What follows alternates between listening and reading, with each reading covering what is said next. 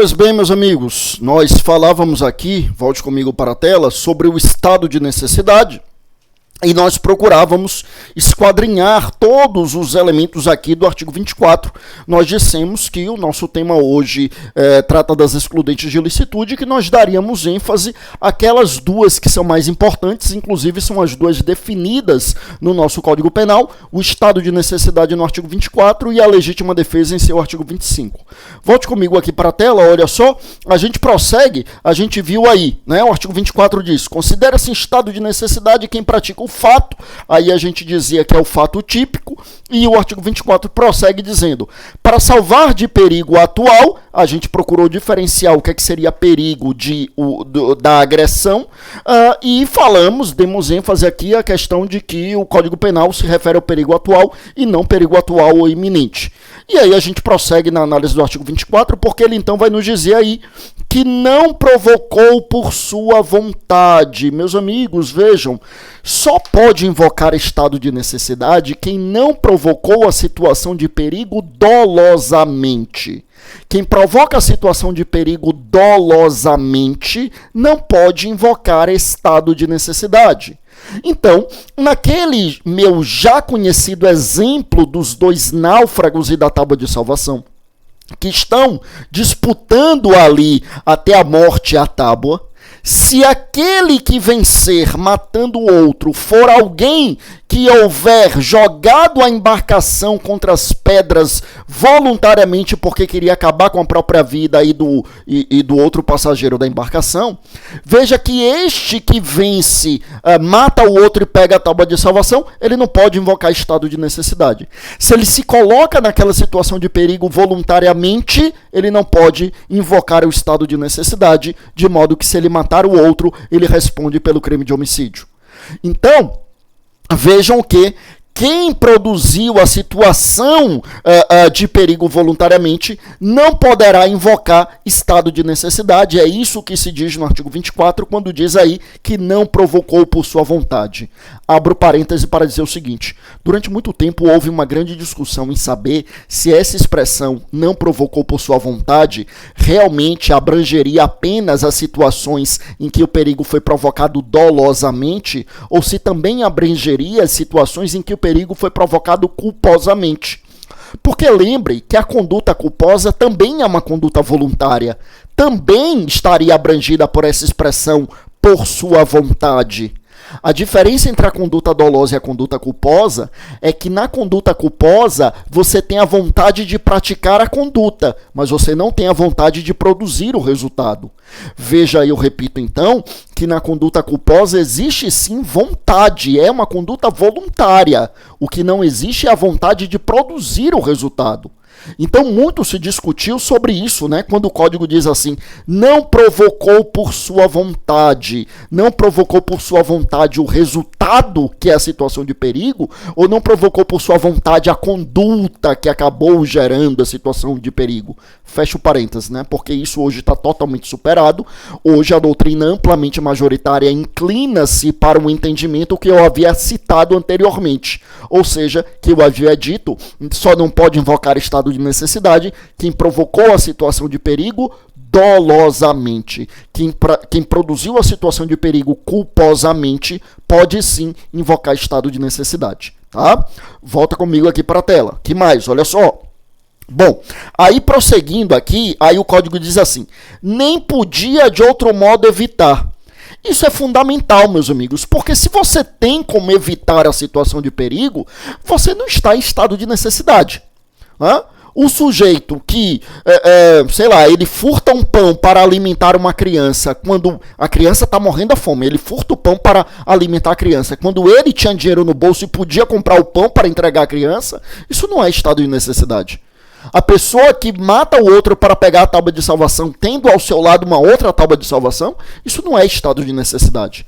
Não há estado de necessidade quando a pessoa tem alternativa, quando ela pode evitar o resultado de algum outro modo. Tá?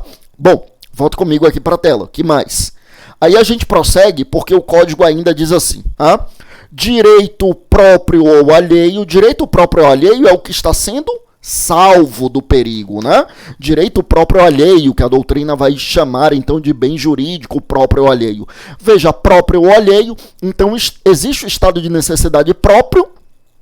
Posso furtar porque estou morrendo à fome, mas existe o estado de necessidade alheio. Eu posso furtar porque uma criança está morrendo à fome, um familiar, um parente, um ente querido, uma outra pessoa, que inclusive pode nem ter vínculo afetivo comigo, mas eu posso praticar estado de necessidade para salvaguardar uma outra pessoa, não há problema nenhum. Estado de necessidade pode ser próprio ou de terceiro. E aí, para a gente fechar, o código diz assim, né? Cujo sacrifício nas circunstâncias não era razoável exigir-se. Meus amigos, essa expressão, né, você está salvaguardando um bem jurídico, cujo sacrifício nas circunstâncias não era razoável exigir-se. Essa expressão significa dizer que o bem jurídico que eu estou protegendo é um bem jurídico de igual ou maior importância em relação àquele que eu estou sacrificando. Eu vou salvaguardar o bem jurídico de igual ou de maior importância, sacrificando o bem jurídico de igual ou menor importância. Então eu posso falar ali no estado de necessidade na tábua de salvação, porque eu estou matando para não morrer. Eu sacrifico o bem jurídico vida para salvaguardar o bem jurídico vida. Eu posso, meus amigos, falar em estado de necessidade quando eu furto para não morrer à fome, porque eu estou sacrificando o bem jurídico patrimônio para salvaguardar um bem jurídico mais importante, que é o bem jurídico vida. Então percebam que, meus amigos, se eu sacrifico um bem jurídico para salvaguardar um outro bem jurídico de igual ou de maior importância, neste caso, meus amigos, eu falo em estado de necessidade. Agora, e se eu, porventura, sacrificasse o bem jurídico mais importante para salvaguardar o bem jurídico menos importante?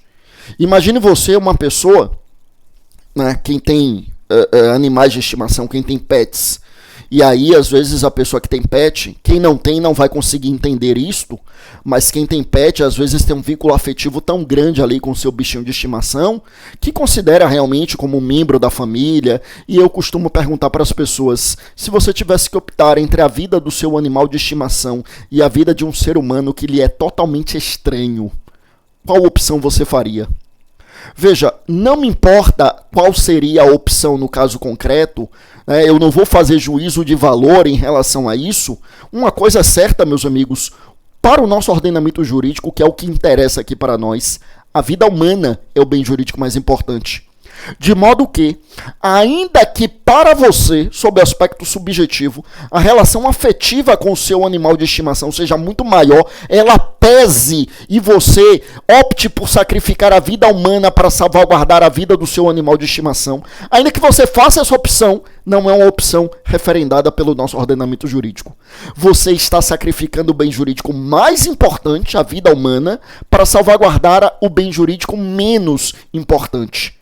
Neste caso, não há estado de necessidade, mas o nosso código admite uma causa de diminuição de pena nestes casos.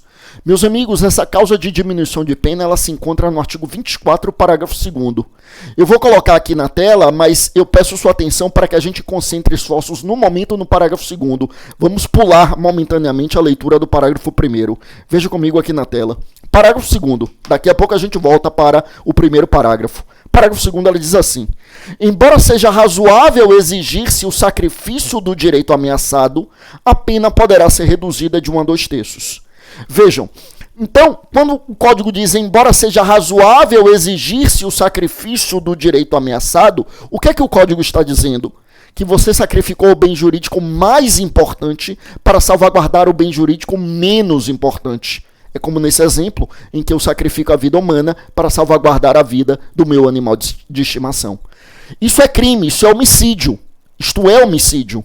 Agora é um homicídio em relação ao qual o Código Penal admitiu uma diminuição da pena de 1 a 2/3. Ou seja, é uma minorante, ou seja, uma causa de diminuição de pena prevista aqui na parte geral do nosso Código Penal. Veja que o nosso código, portanto, em relação ao estado de necessidade, adotou a chamada teoria unitária. O que é que nos diz a teoria unitária?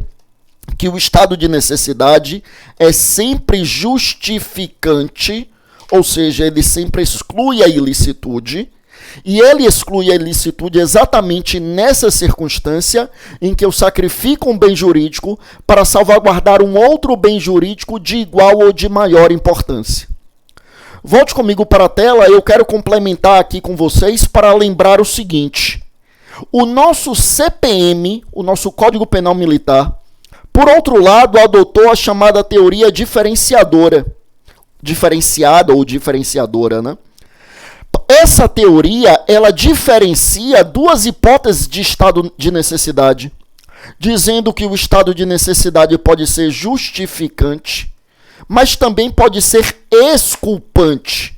Ou seja, no estado de necessidade eu posso ter uma exclusão da ilicitude, mas eu posso ter, a depender do caso, uma exclusão da culpabilidade. E neste caso, em que eu tenho a exclusão da culpabilidade, é exatamente lá no Código Penal Militar, exatamente essa hipótese para a qual o Código Penal previu apenas uma diminuição da pena. Ou seja, no Código Penal Militar, se eu sacrifico um bem jurídico para salvaguardar um outro de igual ou maior importância, estado de necessidade justificante exclui a ilicitude. Mas se eu sacrifico um bem jurídico para salvaguardar outro de menor importância, à luz do caso concreto, pode ser uma hipótese de estado de necessidade exculpante, ou seja, um estado de necessidade em que se exclua não a ilicitude, mas sim a culpabilidade. Tá? Isso é extremamente relevante para nós, meus amigos, porque, veja, o nosso Código Penal ele adota a visão unitária. Estado de necessidade é só excludente de ilicitude e é nessa hipótese em que eu sacrifico um bem jurídico para salvaguardar outro de igual ou maior importância. E se porventura eu sacrificar o bem jurídico mais importante para salvaguardar o bem jurídico menos importante, de acordo com o nosso Código Penal, o que nós teremos é apenas uma minorante, ou seja, uma causa de diminuição de pena. Tá bom? Volta comigo aqui para a tela. Que mais que a gente tem? Olha bem. Aí, só para a gente fechar estado de necessidade, então lembra comigo aí o parágrafo 1º, que diz, então, não pode alegar estado de necessidade quem tinha o dever legal de enfrentar o perigo. Muito cuidado, em uma prova objetiva, indubitavelmente, assinale isto, porque é a literalidade legislativa, ou seja, né, quem é que tem o dever legal de enfrentar o perigo? Policiais, bombeiros, possuem um dever previsto em lei de enfrentar o perigo e, pela literalidade legislativa, não podem invocar estado de necessidade. Para uma questão subjetiva e até mesmo para uma prova oral, lembre que esse dispositivo precisa ser interpretado com razoabilidade, porque não se pode exigir de ninguém atitudes heróicas, significando dizer que nós devemos interpretar esse parágrafo 1º, isso é pacífico em doutrina, devemos interpretar o parágrafo 1º não como se houvesse um impedimento absoluto a que esses agentes invocassem estado de necessidade, mas sim interpretá-lo com razoabilidade para compreender que as pessoas que invocam, que possuem um dever legal de enfrentar o perigo, não podem invocar estado de necessidade nas mesmas condições de outras pessoas que não têm o dever legal de enfrentar o perigo. Tá? Bom, eu fecho aqui essa análise do estado de necessidade e eu caminho para a gente falar de legítima defesa. Eu disse que daríamos ênfase a essas duas excludentes, que indubitavelmente são as mais importantes. E veja o que é que nos diz o nosso Código Penal sobre a legítima defesa no seu artigo 25. O caput do artigo 25, então, nos diz assim: entende-se em legítima defesa quem, usando moderadamente dos meios necessários, repele injusta agressão atual ou iminente a direito seu ou de outrem. Entende-se, eu repito, em legítima defesa quem, usando moderadamente dos meios necessários, repele injusta agressão atual ou iminente a direito seu ou de outrem. Tá? Vamos lá, vejam bem. Primeira coisa que eu quero destacar aqui na legítima defesa é que a legítima defesa exige um binômio, que é o binômio moderação e necessidade. Então, para que haja legítima defesa, é necessário que tenhamos o binômio moderação e necessidade. Usando moderadamente dos meios necessários, é isso, moderação e necessidade. que é moderação e o que é necessidade? Primeiro, moderação é uma devida proporção entre a agressão e a reação. Porque veja que na legítima defesa a gente fala em repelir a agressão. O que é repelir a agressão? É reagir a ela. É reagir nos exatos limites em que eu consigo repelir. Então eu tenho uma agressão e eu tenho uma reação. O que é a legítima defesa? A legítima defesa é reagir a uma agressão. E o que é a moderação?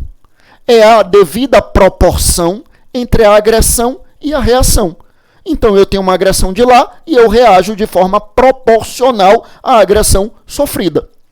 Então, eu não tenho legítima defesa quando eu tenho uma reação totalmente desproporcional. Então é por essa razão que antigamente se falava na legítima defesa da honra. E tome cuidado para não sair dizendo por aí que não existe mais legítima defesa da honra. Isso não é verdade. Se a gente disser que não existe mais legítima defesa da honra, nós estamos dizendo que a honra é um bem jurídico que não pode ser defendido legitimamente, o que não é verdade. Não é verdade. Todos os bens jurídicos podem ser defendidos legitimamente, desde que a gente observe os requisitos do artigo 25. Mas o que eu estou chamando de legítima defesa da honra, que antigamente era chamado de legítima defesa da honra, e que evidentemente hoje não poderia mais ser assim considerado, era aquelas situações nas quais a pessoa flagrava o cônjuge em adultério e matava o cônjuge. Claro que aconteceu alguns casos em que a mulher flagranteou o homem em adultério e acabou atentando contra a vida dele, mas 99% dos casos tinha como vítima a mulher, né? Por isso que muitos consideram como uma das hipóteses emblemáticas de violência de gênero, né? Então, assim, a pessoa matava o cônjuge adúltero e invocava a legítima defesa da honra. E essa foi uma tese que vingou durante muito tempo, inclusive na doutrina. Claro que eu estou falando de muitas décadas passadas, né? E até hoje, de vez em quando, a gente vê isso em tribunal do júri, tá? Mas, tecnicamente, que é o que nos interessa aqui, isso não pode ser legítima defesa. Por que não pode ser legítima defesa? Para começo de conversa, porque a gente não tem moderação na reação. Quer dizer, ainda que a gente parta do pressuposto de que o adultério macula a honra do cônjuge ludibriado, ainda que a gente parta do pressuposto de que existe ali uma violação à honra, mas não há moderação na reação. Você viola a honra e você mata, né, deflagrando disparos, golpeando com objetos perfurocortantes. Então, assim, não há moderação, a reação é totalmente desproporcional. E sem falar que nesse caso também não tem necessidade, né? Quer dizer, repelir a agressão, a honra eventualmente existente, né, não é matando a pessoa, né? Enfim, mas o fato é que, meus amigos, nesse caso, esse é um exemplo bastante emblemático em que não há moderação ali na reação. A gente pode citar outros exemplos. Imagina uma pessoa que vai agredir uma outra pessoa que é muito mais forte do que o agressor, né? Então uma pessoa, vamos imaginar um senhor de idade bastante avançada, franzino, cheio de enfermidade, só que é uma pessoa que está completamente embriagada e arruma confusão com um jovem muito mais forte e especialista em artes marciais e que não está embriagado. Convenhamos que para esse jovem repelir a agressão desse senhor de idade é muito fácil, mas no entanto vamos imaginar que ele puxa uma arma e deflagra disparos, quer dizer, uma reação totalmente desproporcional, não há moderação. Bom, mas se isso é moderação, como eu disse, é a devida proporção entre a agressão e a reação, necessidade, meus amigos, aí é autoexplicativo. É o meio realmente necessário para repelir a agressão. Neste exemplo que eu trouxe do jovem especialista em artes marciais que atira no senhor de idade franzino e enfermo, é claro que também não há necessidade. Não havia necessidade de empunhar a arma de fogo para repelir aquela agressão. Mas e se fosse o contrário? E se fosse o jovem forte, especialista em artes marciais que estivesse embriagado e partisse para agredir esse homem franzino de idade avançada, mas que está sóbrio e está armado e é um exímio atirador? Neste caso, meus amigos, percebam que aí a coisa muda de figura. Porque neste caso percebam comigo que o emprego da arma de fogo se torna um meio necessário para repelir a agressão. Como mais ele conseguiria repelir a agressão? Com os punhos, enfrentar aquele jovem forte, especialista em artes marciais, seria impossível. É por isso que a doutrina clássica costuma dizer que para a legítima defesa, para fins de caracterização da agressão a ser repelida na legítima defesa, os punhos do especialista em artes marciais, a arma se equipara. Perceba que quando eu comparo os punhos a uma arma, eu estou fazendo uma analogia. E isso aqui só é possível porque é uma analogia benéfica ao réu. Por que benéfica ao réu? Porque é benéfica àquele que praticou o fato típico e que será amparado por uma excludente de licitude. Tá bom? Bom, volta comigo aqui para a tela. O que mais? Então já falamos aqui da moderação e da necessidade. Aí veja que o código prossegue dizendo assim: repele injusta agressão. A gente já viu o que é agressão. A gente já falou o que é agressão quando a gente falou de estado de necessidade e a gente procurou diferenciar da situação de perigo. Mas o que seria essa injusta agressão? Meus amigos, a agressão injusta é uma agressão que não conta com o respaldo do ordenamento jurídico. E atenção, não é necessariamente uma agressão criminosa. Agressão injusta não é, eu repito, necessariamente uma agressão criminosa. Vejam comigo, por exemplo, né? Quando eu digo realmente não é necessariamente uma agressão criminosa, existe a possibilidade de legítima defesa do patrimônio. Né? Alguém vai te furtar, te roubar e você reage usando moderadamente os meios necessários. Legítima defesa do patrimônio, legítima defesa do bem jurídico patrimônio existe, plenamente razoável. Né? Agora, pense comigo da seguinte forma: e se a pessoa vai praticar contra o seu patrimônio um furto de uso? Furto de uso é quando ele subtrai coisa alheia a móvel para usar e devolver. Não é crime, porque o Código Penal, no seu artigo 155, ao falar do furto, exige, para a caracterização do furto, que eu subtraia com a intenção de apoderar-me da coisa ou de outorgar a coisa para outra pessoa, porque o Código diz subtrair para si ou para outrem. Vejam comigo, meus amigos, que no furto de uso eu subtraio, mas não é para senhorear-me da coisa e nem para outorgar a titularidade da coisa para ninguém. Eu subtraio para usar e devolver. Neste caso não há crime, mas há uma agressão injusta ao seu patrimônio.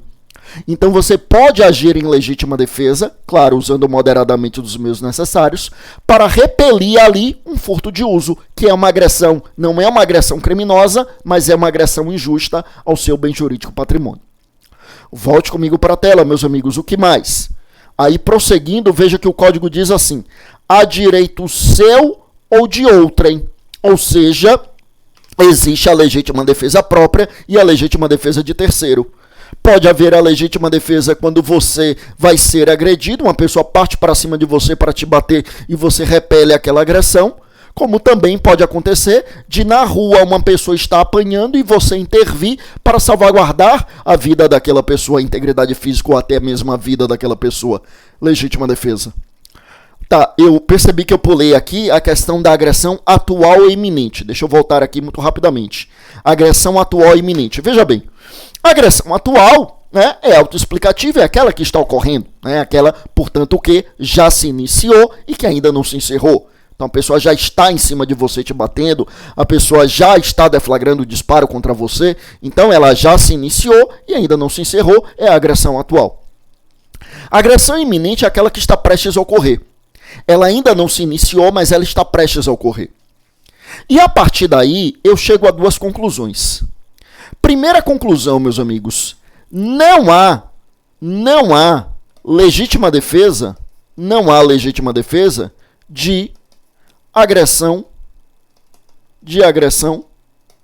primeiro lugar, pretérita, ou seja, se a agressão já se encerrou, não é mais legítima defesa.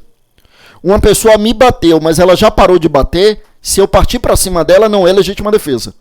Ela responde pela lesão corporal dela e eu respondo pela minha. Não é mais legítima defesa. Cessou a agressão, não é mais legítima defesa. Veja, existe o legítimo direito de se defender, mas não o legítimo direito a uma vingança. Não existe legítima defesa e não legítima vingança, legítima revanche. Tá? Então, cessou a agressão, não é mais legítima defesa. Agora perceba, além disso é importante lembrar, não há legítima defesa de agressão futuro remoto. Veja comigo que a agressão futura pode ser futuro iminente, e aí haveria legítima defesa, ou poderia ser agressão futuro remoto, e nesse caso eu não falo em legítima defesa. Então, o que é uma agressão iminente? Basta a gente lembrar assim, olha bem, o Estado, ele monopoliza o exercício da violência com pretensão de legitimidade. Ou seja, quem exerce a violência é o Estado. E o Estado, então, ele arvorou para si o dever de nos defender.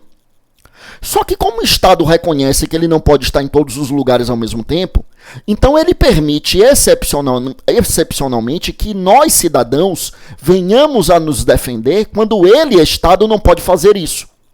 Então o que é uma agressão iminente? É aquela que está prestes a ocorrer, o que significa dizer que ela está para ocorrer e eu, cidadão, não tenho tempo de recorrer ao Estado.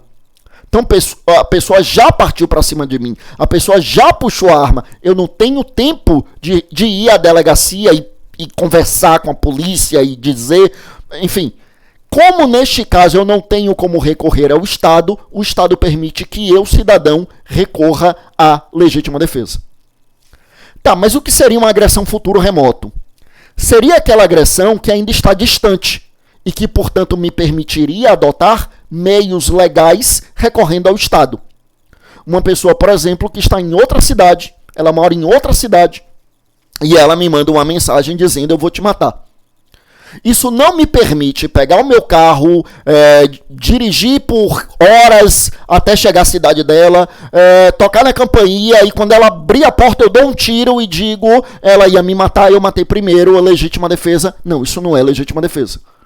Porque nesse caso eu não tenho uma agressão que seja futuro iminente, era agressão futuro remoto. E aí nós temos a situação na qual já caracterizou crime, seria ameaça, seria recorrer aos meios legais cabíveis, e aí eu sei que talvez alguns estejam se perguntando, mas não vai adiantar, e se o sujeito for um psicopata, e se a polícia não der a proteção devida, e etc, e se, e esqueça o e se para a sua prova. Sim, você vai ter que se preocupar com o e se depois que você passar. Se você estiver atuando lá na polícia, aí sim você vai ter que se preocupar, formular representação para a autoridade judiciária por uma prisão preventiva, se for o caso, por uma prisão temporária, se houver elementos e se for um dos crimes em que caiba. Não é o meu exemplo, né? Claro, ameaça não cabe prisão temporária. Prisão preventiva só com ameaça também não caberia, mas assim, ou seja, medidas protetivas, medidas cautelares pessoais. Então, isso é uma preocupação lá para a prática. Para a sua prova, o que você precisa é lembrar que se não é agressão iminente, se é agressão futuro remoto, eu não posso permitir que o outro chegue lá primeiro, dirigindo por horas, toque na campainha do outro e atire e alegue legítima defesa. Tá? Não há legítima defesa de agressão futuro remoto. Bom, só para a gente fechar por hoje, meus amigos, tendo aqui esmiuçado todos esses elementos que caracterizam a legítima defesa, eu só quero te lembrar que a lei anticrime é a lei 13.964 de 24 de dezembro de 2019, que entrou em vigor no dia 23 de janeiro de 2020, né? E que é uma lei que ainda não foi cobrada em concurso e que será muito cobrada em concurso. Não foi cobrada porque a lei entrou em vigor no dia 23 de janeiro e aí em março veio a pandemia e os concursos foram suspensos. E os concursos que ocorreram antes disso foram concursos cujo edital já tinha sido publicado antes da lei anticrime, então é uma lei que ainda não caiu em concurso e que vai cair muito quando os concursos retomarem.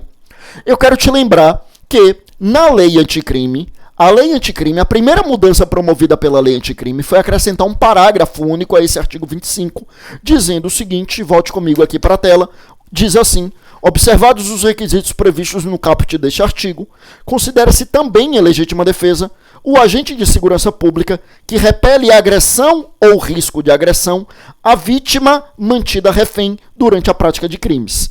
É o caso do atirador de elite, né? A vítima está ali mantida refém e ele vai lá e dá um tiro no sujeito para salvaguardar a vítima, a vida da vítima. Meus amigos, vejam, de todas as muitas mudanças promovidas pela lei anticrime, a lei anticrime promoveu muitas mudanças no Código Penal, no Código de Processo Penal e em muitas leis extravagantes.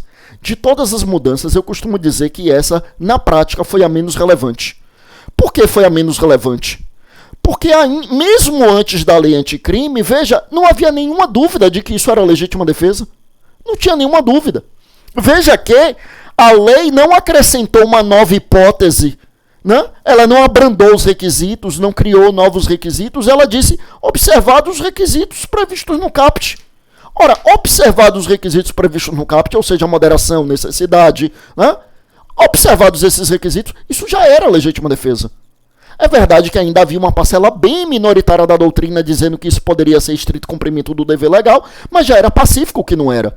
Isso não é estrito cumprimento do dever legal, porque não existe o dever legal de matar. Quando as forças policiais matam alguém em confronto, claro que existe um excludente de ilicitude, mas esse excludente não é o estrito cumprimento do dever legal, é a legítima defesa. Aliás, eu disse que ninguém tem o dever legal de matar, na verdade tem o carrasco na execução da pena de morte. No Brasil tem pena de morte em caso de guerra declarada, a pena é por fuzilamento, então em caso de guerra declarada, se houvesse alguém ali para cumprir a pena de fuzilamento, aí esse seria um servidor público com dever legal de matar, aí seria estrito cumprimento do dever legal. Mas fora isso, policiais trocando tiro com os bandidos, matou, etc. Isso não é estrito cumprimento do dever legal. Isso é legítima defesa. Então, esse artigo 25, parágrafo único, na verdade, ele diz algo que já existia, tá? Mas, de todo modo, é importante que a gente lembre disso aqui na hora da prova. Meus amigos, com isso a gente fecha aqui essa análise do estado de necessidade, da legítima defesa também. Foi o nosso segundo encontro. No nosso terceiro encontro a gente ainda vai trazer outros temas de teoria do crime. Vamos falar de culpabilidade.